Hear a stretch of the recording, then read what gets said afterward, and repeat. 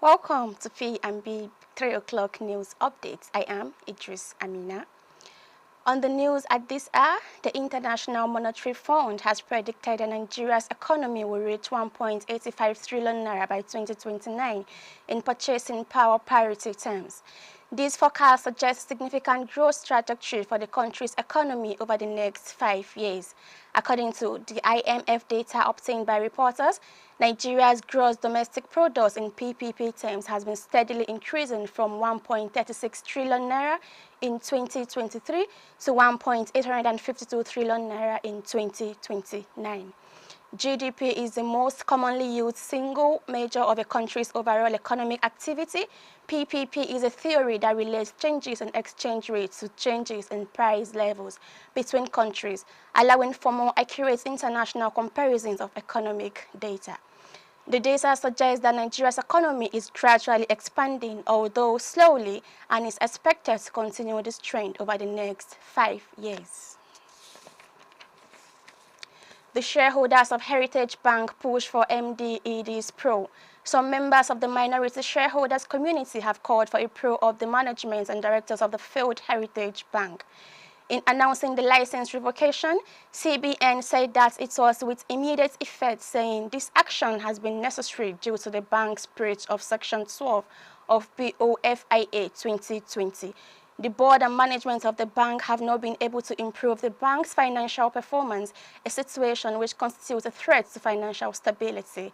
This follows a period during which the CBN engaged with the bank and prescribed various supervisory steps intended to stem the decline. Regrettably, the bank has continued to suffer and has no reasonable prospects of recovery, thereby making the revocation of the license the next necessary step. Benue IDPs camp record 200 babies a month. There is no gain in saying that Benue State is currently the hub of internally displaced persons, IDPs, in the country, with about 17 or more IDP camps housing over 1.5 million IDPs, including those sheltering in the host communities. The state is no doubt facing a Herculean task catering to the needs of these persons of concern.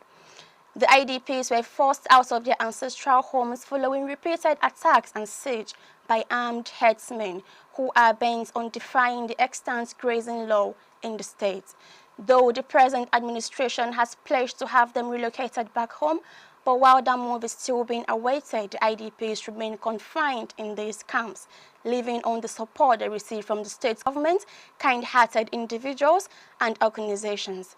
Given the dire condition in the camps, the IDPs are faced with the challenges of inadequate food and drug supply, including insufficient sleeping spaces and other challenges that make life unbearable for them.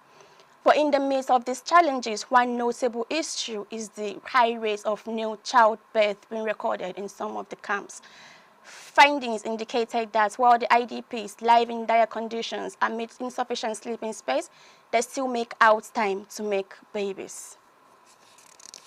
On the foreign news, the U.S. has told Israel it must be fully transparent over an airstrike that reportedly killed at least 35 people at the central Gaza school, packed with displaced people, on Thursday morning.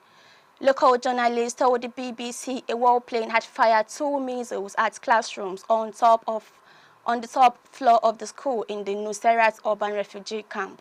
The Israeli military said it had conducted a precise strike on a Hamas compound in the school, but Gaza's Hamas-run government media office denied the claim. In Washington, Mr. Miller said the U.S. has seen reports that 14 children were killed in the airstrike. If that is accurate, that 14 children were killed, those aren't terrorists, he said. And so the government of Israel has said they are going to release more information about this strike. We expect them to be fully transparent in making that information public. The latest deaths come just a week after 45 people were killed in an Israeli strike in the Gazan city of Rafah. In sports, the future of Mason Greenwood as Manchester United will be one of the biggest stories of the summer as Sir Jim Ratcliffe weighs up what to do with him. The 22-year-old was exiled from the Red Devils first team after the club held an internal investigation into the circumstances around his arrest and the subsequent dropping of charges against him. Greenwood was sent out on loan to Getafe for the 2023-2024 campaign, where he registered an impressive 16 goal contributions in 36 matches. Despite the controversy surrounding Greenwood, his good form caught the attention of some top European clubs. Reports have said Juventus, Napoli, Atletico Madrid and Borussia Dortmund had also registered an interest in the Manchester United man. Yet a few would love to sign Greenwood on loan for another season, but the forward is ready for the next challenge of his career, and Ratcliffe's preference is to sell him permanently. Fresh reports suggest that one club has surged into the lead in the race for his signature. Thank you for staying tuned. Stay with us as I come with the news shortly. My name remains Idris Amina.